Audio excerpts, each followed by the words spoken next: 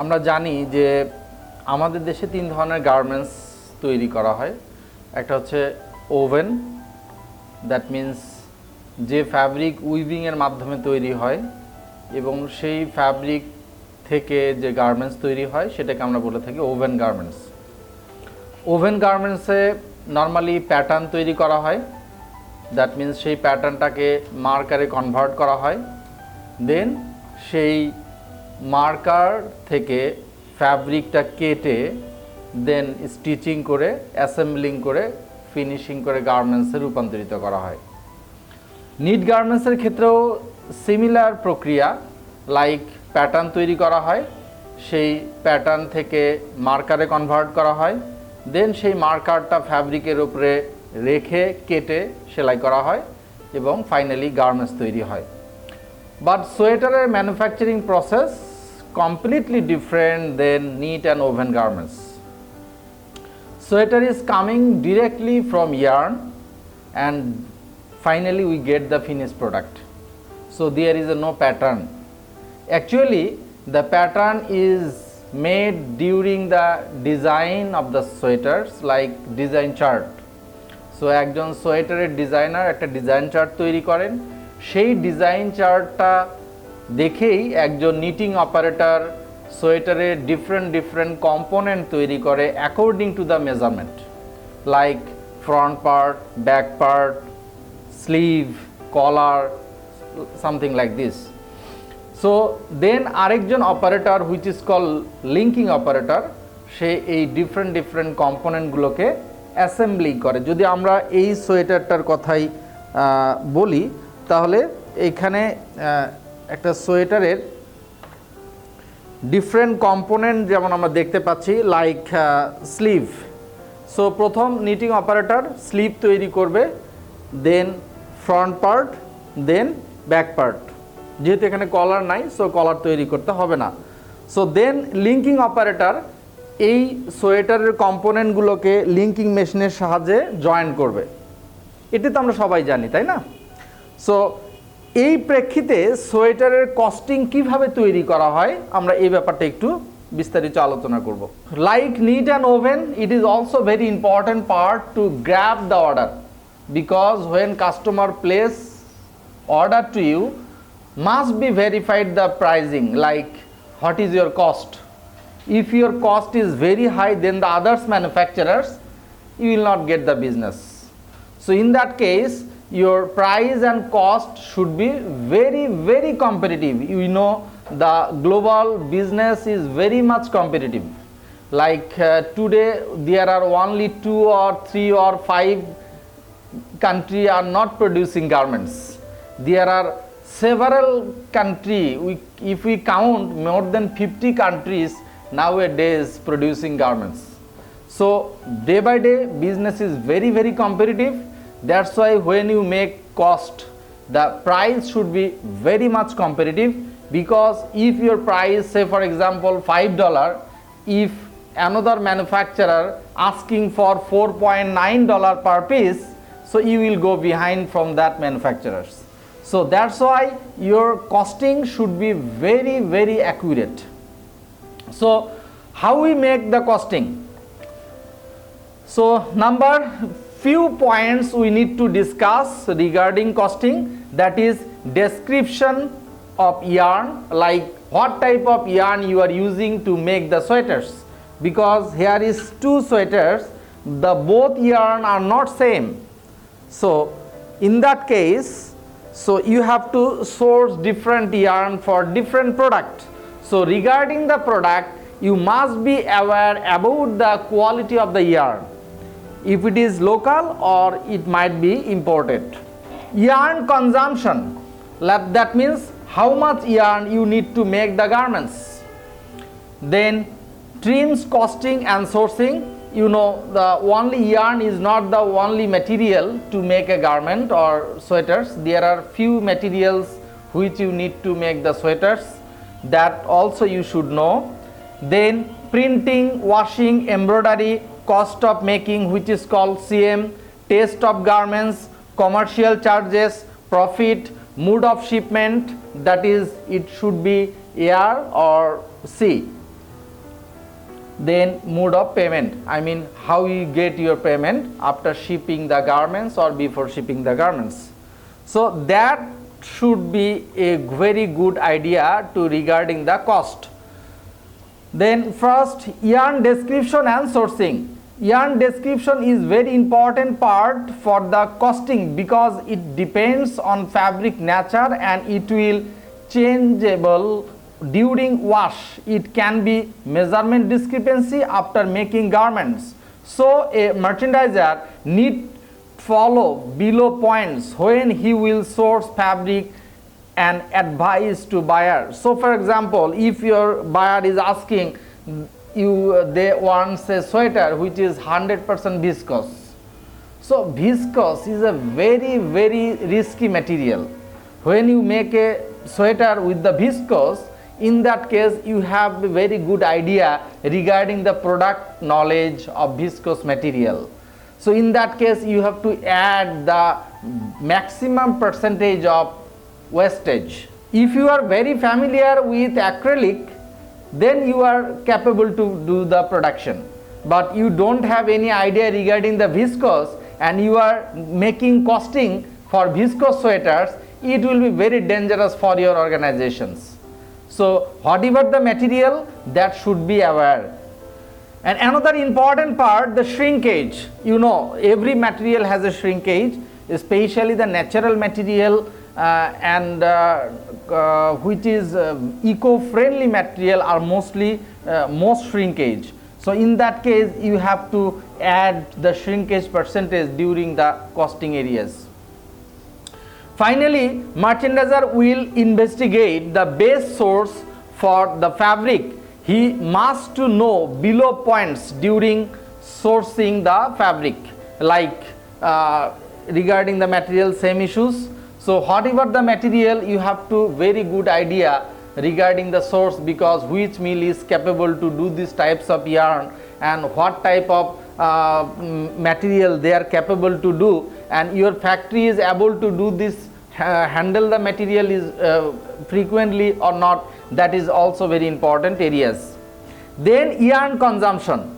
Yarn consumption means when you make the sweaters, how many yarns you need, like exactly normally we calculate LBS, which is called pound. Say for example, you will make a sweaters, you need 10 LBS yarn. So if the finished product weight is 10 LBS, so obviously you have to add the wastage. That means if you purchase 10 LBS, you cannot make the sweaters. Obviously you should purchase more yarn to produce the sweaters. That is called the percentage of wastage. Yarn consumption is one of the most important and vital role for garments costing. A garment costing will be near approx 60 to 70% cost of material. So that means when you make a sweaters, the yarn cost will be affect almost 60% of the garments costing. He must to know the below important factor for effective garments costing: product item, sample type and fitting, block pattern, graded pattern, how many parts of a sample, shrinkage added, grain line. That also very important part. That means all the points should be considered during the costing. Trims, that means what types of material you are using to produce the sweaters.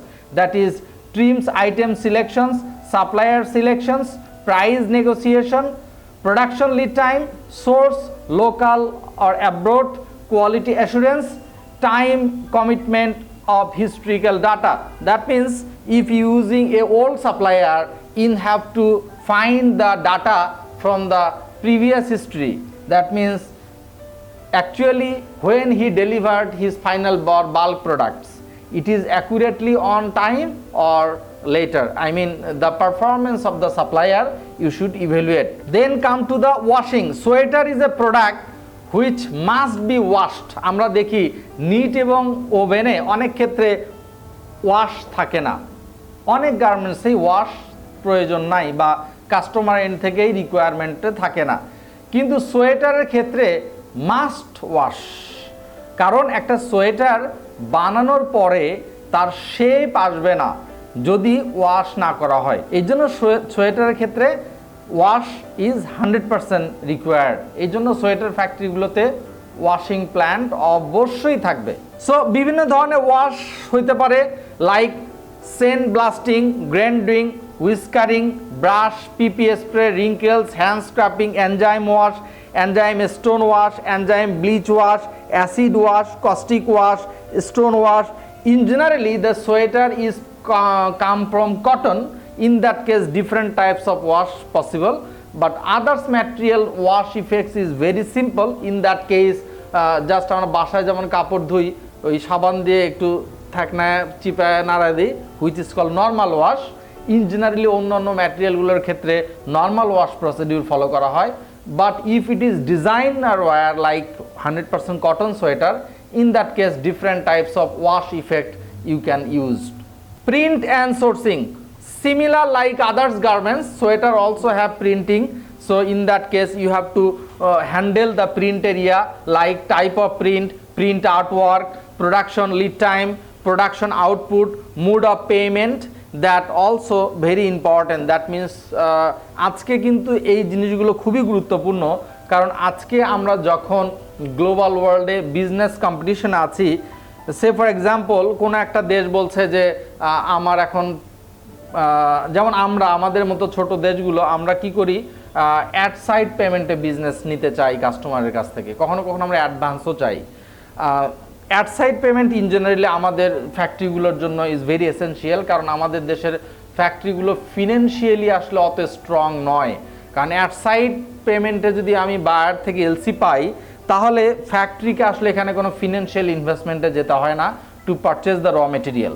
Factory buyer থেকে master LC পায়, সেই master এলসির এগেনস্টে back to back LC open করে raw material procure করতে পারে এবং সেই র মেটেরিয়াল ইউজ করেই গার্মেন্টস এক্সপোর্ট করতে পারে। শুধু ফ্যাক্টরিকে তার এমপ্লয়ীদের স্যালারির ক্ষেত্রে ক্যাশ ফান্ড ইউজ করতে হয়, আদারওয়াইজ কোনো ম্যাটেরিয়াল সংক্রান্ত ইস্যুতে ফ্যাক্টরিকে ইন জেনারেলি কোনো ক্যাশ পেমেন্ট করতে হয় না। এই জন্য ফ্যাক্টরিগুলো সাধারণত অ্যাট সাইড এলসি প্রেফার করে। কিন্তু পৃথিবীতে অনেক বড় বড় ব্র্যান্ড আছে যারা অ্যাট সাইড পেমেন্টে কাজ করতে কমফোর্ট ফিল করে না, কারণ অ্যাট সাইড পেমেন্টে কাজ করার ক্ষেত্রে সবচেয়ে বড় ঝুঁকি হচ্ছে যখনই গুডসগুলো পোর্টে হ্যান্ড ওভার হয়ে যাবে, আই মিন ব্র্যান্ড যখনই ডকুমেন্টস নেবে তখনই কিন্তু ব্র্যান্ডকে পেমেন্ট করে দিতে হচ্ছে। তো without watching the goods he has to payment. But অনেক ব্র্যান্ড আছে যারা ডেফার্ড পেমেন্টে বিজনেস করতে কমফোর্ট ফিল করে। দ্যাট মিনস তার ওয়্যার হাউসে গুডস যাবে, গুডসগুলো তারা পিস টু পিস বিভিন্ন স্টোরে পাঠাবে, দেন ইজিলি কিন্তু ফাইন্ড আউট হয়ে যাবে অ্যাকচুয়ালি ফ্যাক্টরি কোন লেভেলের প্রোডাক্ট দিচ্ছে। সো এক্ষেত্রে ব্র্যান্ড সেফ সাইডে থাকে। তো এই জন্য অনেক ব্র্যান্ড আছে যারা ডেফার্ড পেমেন্টে কাজ করতে পছন্দ করে বা কমফোর্ট ফিল করে। সো আমাদের দেশে এই সিস্টেমটা একেবারে নাই তা বলবো না, অনেক ফ্যাক্টরি করছে ডেফার্ড পেমেন্টে প্রোডাকশন, কিন্তু বড় বড় দেশগুলো স্পেশালি চায়নার মতো দেশ তারা র্যান্ডমলি ডেফার্ড পেমেন্টে কাজ করে। সো ইন দ্যাট কেস তাদের বিজনেস পাওয়ার পসিবিলিটিসও সেজন্য বেশি থাকে। তো এই জন্য মুড অফ পেমেন্টটা আসলে খুবই গুরুত্বপূর্ণ ব্যাপার, যে আমি কিভাবে পেমেন্টটা নেব বিজনেসের ক্ষেত্রে। Same embroidery, sourcing and costing, প্রিন্টের ক্ষেত্রেও যেমন গুরুত্বপূর্ণ ফ্যাক্টরগুলো আমাকে কনসিডার করতে হবে, ঠিক তেমনই type of embroidery, embroidery layout, production lead time, alternative factory develop. So অবশ্যই অল্টারনেটিভ ফ্যাক্টরি ডেভেলপ করতে হবে। সে আমি একটা প্রিন্ট ফ্যাক্টরি থেকে বা এমব্রয়ডারি ফ্যাক্টরি থেকে এমব্রয়ডারি ডেভেলপ করলাম, কোনো কারণে ওই ফ্যাক্টরি প্রোডাকশন করতে পারলো না বা টাইমলি করতে পারলো না, তাহলে আমার যদি অল্টারনেটিভ ফ্যাক্টরি ডেভেলপ করা থাকে তাহলে কিন্তু আমি ফ্রিকুয়েন্টলি অল্টারনেটিভ সেকেন্ড কোনো ফ্যাক্টরি থেকে প্রোডাকশন করাতে পারি এবং কাস্টমারকে সাপোর্ট দিতে পারি। দেন কস্ট অফ মেকিং, যেটাকে আমরা বলছি সিএম, খুবই গুরুত্বপূর্ণ পয়েন্টস। একটা গার্মেন্টসের উৎপাদন খরচ, দ্যাট মিনস কত দাম দিয়ে আমি গার্মেন্টসটা বানাবো, লাইক উইদাউট ম্যাটেরিয়াল কস্ট, যেটাকে আমরা অনেক সময় বলে থাকি টেইলারিং কস্ট। সো সব ম্যাটেরিয়াল কাস্টমার দেবে, কাস্টমার সব ম্যাটেরিয়াল প্রকিউর করবে, ফ্যাক্টরি শুধু সেই ম্যাটেরিয়ালগুলোকে ইউজ করে প্রোডাকশন করবে, ওইটাকে বলা হচ্ছে CM, cost of manufacturing. But একটা গার্মেন্টস ফ্যাক্টরির সিএম কত সেটা নির্ভর করে ওই গার্মেন্ট ফ্যাক্টরির পার ডে কী পরিমাণে উৎপাদন করে, এইটার উপরে ভিত্তি করেই সিএমটা নির্ধারিত হয়।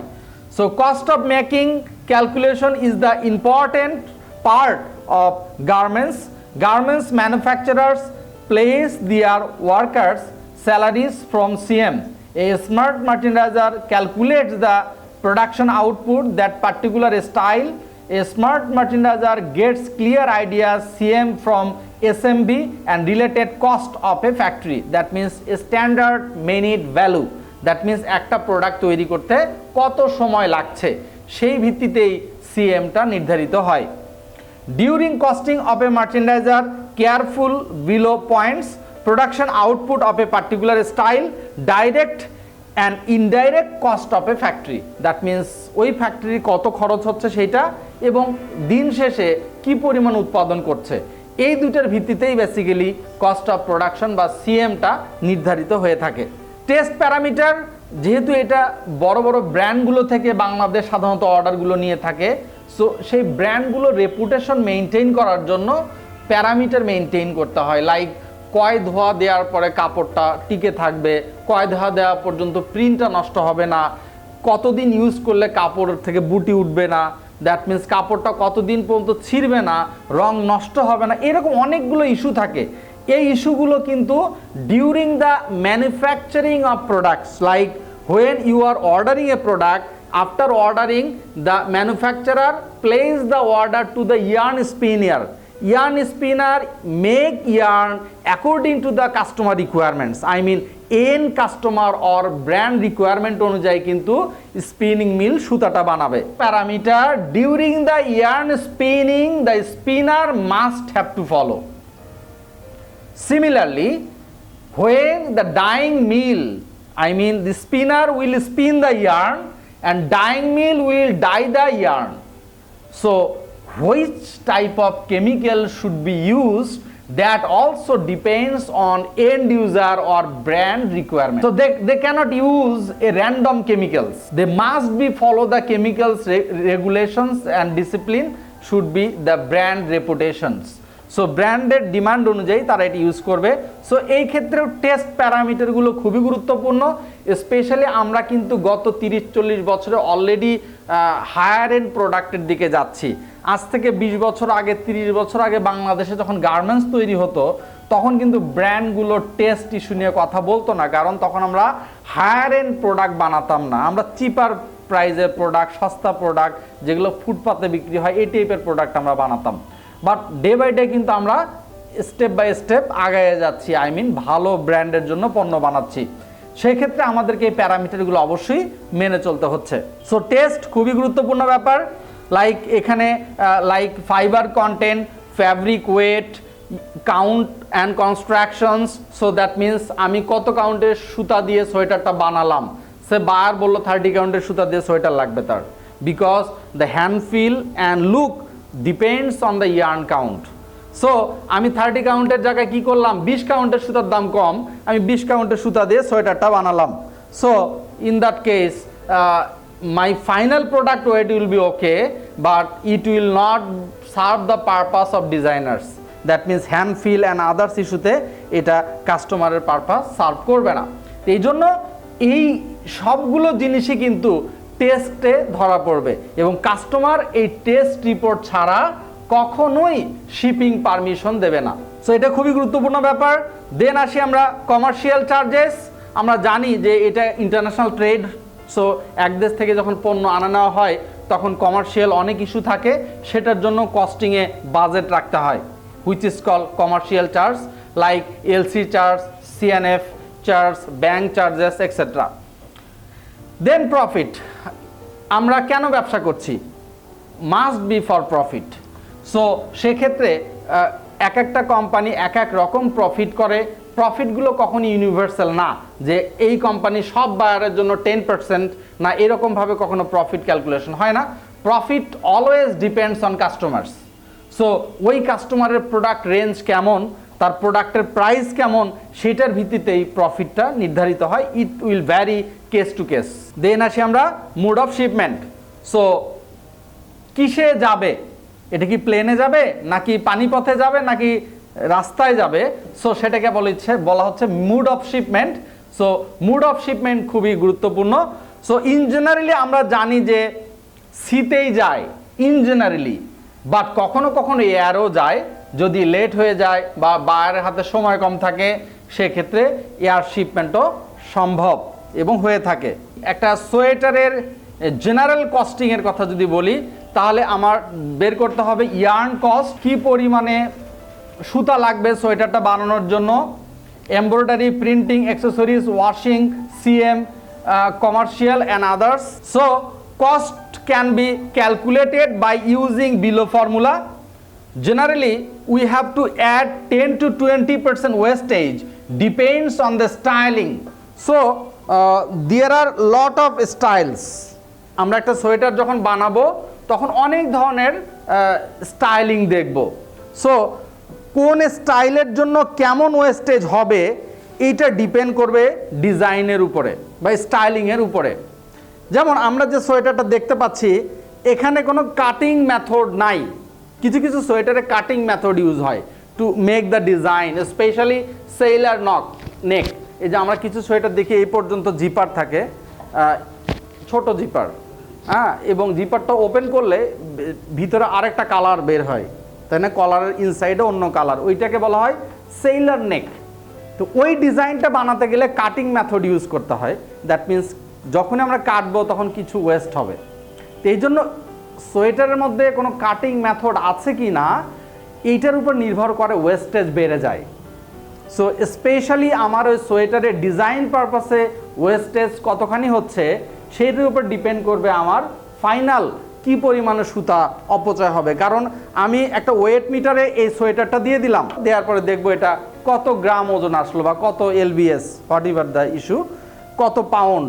যদি দেখলাম এটার ওজন আছে হচ্ছে 1 পাউন্ড, তাহলে 1 পাউন্ড সুতা যদি আমি মার্কেট থেকে কিনি তাহলে কি আমি সোয়েটারটা বানাতে পারবো? পারবো না। সো অবশ্যই আমাকে কি করতে হবে? ওয়েস্টেজ ক্যালকুলেশন করতে হবে। সো এটাই হচ্ছে একজন প্রফেশনাল মার্চেন্টের কাজ, যে আমার কতটুকু ইয়ার্ন লাগবে এই সোয়েটারটা বানানোর জন্য, এটা ক্যালকুলেট করে বের করতে হবে। সো এইটা আমরা ইন জেনারেলি 10 থেকে 12% ধরতে পারি, বা তারপরও it will vary from item to item. কিছু জিনিস আমাদের খুবই গুরুত্বপূর্ণ যেটা ছাড়া আসলে সোয়েটার কস্টিং ভেরি টাফ। যেমন আমরা যদি বলি যে কোন কোন জিনিসে আমার সোয়েটার ওয়েস্টেজ বাড়ে, একটা হচ্ছে ম্যাটেরিয়ালটা কি, এটা কি ন্যাচারাল ম্যাটেরিয়াল নাকি ম্যানমেড ম্যাটেরিয়াল, তার উপরে আমার ওয়েস্টেজ ভ্যারি করবে। একটু আগে বললাম ডিজাইন, আই মিন স্টাইলিং। স্টাইলিংয়ের মধ্যে কোনো কাটিং মেথড আছে কি না এটার উপরে ডিপেন্ড করে আমার ওয়েস্টেজ কমবে বা বাড়বে। আরেকটা পয়েন্ট হচ্ছে আমার এই সোয়েটারটা যে সুতা দিয়ে তৈরি হচ্ছে সেই সুতাটা কি ন্যাচারাল ম্যাটেরিয়াল নাকি ম্যানমেড ম্যাটেরিয়াল। কারণ আমরা জানি যে ন্যাচারাল ম্যাটেরিয়ালের স্ট্রেংথ কম, তাড়াতাড়ি ছিঁড়ে যায়। আমরা যদি প্র্যাকটিক্যালি একটু খেয়াল করি, আমরা একটা কটন সুতা নিয়ে যদি টান দেই ঠাস করে ছিঁড়ে যাবে, বাট আমরা যদি একটা পলিস্টার সুতা দিয়ে টান দেই তাহলে সহজে ছিঁড়বে না। এই জন্য পলিস্টার সুতা মানে হচ্ছে ম্যানমেড ফাইবার। সো ম্যানমেড ফাইবারের এই কারণে আমরা বলছি যে স্ট্রেংথ খুব ভালো থাকে, এই কারণে ওয়েস্টেজ কম হয়। Styling, type of yarn, business type. Business type মানে হচ্ছে we are making the costing sitting in buying office or factory or manufacturer. আমি কোথায় বসে কস্টিং করছি, মানে আমি তো merchant, I am a merchandiser. The merchandiser can be from buying office, the merchandiser can be from garments factory or sweater factory or buyer. So তিনটা জায়গায় কিন্তু মার্চেন্ডাইজার বসে কাজ করছে। সো আমি যখন কস্টিং করছি তখন কোথায় বসে কস্টিং করছি সেইটাও এখানে ওয়েস্টেজের ক্ষেত্রে রোল প্লে করবে। সোয়েটারে যদি আমরা বেসিক ওয়েস্টেজ বলে থাকি, একেবারেই বেসিক ওয়েস্টেজ, সেটা হচ্ছে প্রোডাকশন ওয়েস্টেজ। দুই ভাগে ভাগ করা হয় বেসিক ওয়েস্টেজটাকে, একটা হচ্ছে প্রোডাকশন ওয়েস্টেজ আর একটা হচ্ছে merchandising wastage. That is the first steps. আমি 10 পাউন্ড সুতা আনলাম, 10 পাউন্ড সুতা দিয়ে সোয়েটার বানাবো না, অবশ্যই হবে না, তাহলে আমার সোয়েটার কম হবে, কারণ ওয়েস্টেজ যেটা হবে ওখান থেকে তো বের হয়ে যাবে, তাহলে আমাকে বাড়তি সুতা কিনতে হবে। সো সেই বাড়তি আসলে আমি কতটুকু কিনবো, there is a specific calculation. আমি আবার বলছি, একটা ওয়েস্টেজ হচ্ছে production wastage, in generally that is 2%। তাহলে প্রোডাকশন ওয়েস্টেজ কেন? আমরা যখন সোয়েটার স্পিনিং মিল থেকে সুতা আনি, ইন জেনারেলি এই সুতাগুলো হ্যাং ফর্মে আসে, তাই না? হ্যাং, ওই যে সুতার দোকানে গেলে দেখবেন ঝুলানো আছে সুতার এই বড় বড় গোল গোল, হুইচ ইজ ইংলিশে বলা হয় হ্যাং, আর বাংলা বলে ফেটি। সো এই হ্যাং ফর্মে আনার পরে উইন্ডিং সেকশন এই সুতাগুলোকে উইন্ডিং করে, লাইক কোণে কনভার্ট করে। এই যে উইন্ডিং সেকশন কোণে কনভার্ট করলো, এই প্রক্রিয়াতে 1 থেকে 2% সুতা অপচয় হয়। সো এইটাকে বলা হচ্ছে প্রোডাকশন ওয়েস্টেজ। এর সাথে আরো 2% অ্যাড হবে, which is called merchandising wastage. এখন মার্চেন্ডাইজিং ওয়েস্টেজ কেন বলা হচ্ছে? মার্চেন্ডাইজার কি সুতা খায়? অবশ্যই না। আপনি যখন 1 লাখ পিস সোয়েটারের অর্ডার নিচ্ছেন, তখন আপনি 1 লাখ পিস সোয়েটার বানালে আপনি 1 লাখ পিস সোয়েটার এক্সপোর্ট করতে পারবেন না।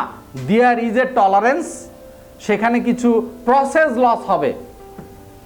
দ্যাট মিনস অবশ্যই আপনাকে 1 থেকে 2,000 সোয়েটার বেশি বানাতে হবে, which is call 1 to 2%। So এই জন্য 2% you have to more produce, which is call merchandising wastage. তো ইন জেনারেলি আমরা 4% পেতে পারি, 2% for production wastage and 2% for merchandising wastage. এই 4% যে কোনো সোয়েটার প্রোডাকশনের জন্য ওয়েস্টেজ হবেই। এর সাথে অ্যাডিশনাল কিছু আসবে, লাইক যেটা আমি একটু আগে বললাম, যদি আপনার স্টাইলিংয়ে কোনো ডিজাইন থাকে, যে ডিজাইনের জন্য কাটিং মেথড ইউজ হচ্ছে, এই রকম হলে আপনাকে অ্যাডিশনাল আরও 2% অ্যাড করতে হবে। তাহলে আমরা প্রথম পেলাম 4%, তার সাথে 2% for design or styling if have any cutting method, then 2% additional for material, is this man-made material or natural material, and 2% for business type. You are making the cost from কোনো sourcing company অথবা কোনো garments factory. যদি garments factory থেকে বসে costing করেন, তাহলে business টাইপে 2% আপনার লাগবে না। আর যদি বাইং হাউসে বসে কস্টিং করেন, তাহলে এখানে আবার 2% আপনি অ্যাড করবেন। সো তার মানে ফাইনালি আমরা কত দেখলাম? 4, 2 6, 2 8, 2 10। এই 10% আপনি ইন জেনারেলি ওয়েস্টেজ ক্যালকুলেট করে আপনি একটা সোয়েটারের কস্ট ক্যালকুলেট করতে পারেন। If you are sitting in buying office, if you are sitting in factory, then deduct this 2%। So সোয়েটারের জন্য competitive costing is very important. আমি একটু আগে যেটা বললাম, যে আপনি যদি পারফেক্ট কস্টিং করতে চান, তাহলে আপনাকে ভেরি অ্যাকুরেট প্রাইজিং দাঁড় করাতে হবে। সো সে ফর এক্সাম্পল, আপনি যেখানে প্রাইস জমা দিচ্ছেন, ওই বায়ারের কাছে আপনার মতো আরও 10 জন ম্যানুফ্যাকচারার প্রাইস জমা দেবে। সো 10 জনের প্রাইস থেকে ইভ্যালুয়েট করবে ব্র্যান্ড, যে কার প্রাইস সবচেয়ে কম। So he will get the business. এক্ষেত্রে আপনি যদি এই যে ওয়েস্টেজের এই জায়গাগুলোতে বেশি বেশি করে বাফার রাখেন, then your cost will be high then the others. In that case you will not get the order. So that's why the price should be very much competitive. That is merchandising. Actually, day-to-day communication, everyone can do it. Everyone. Whatever the knowledge, that is not important. Day-to-day communication, everyone can handle. But the thing is, the special tricks to grab the order, that don't have everyone.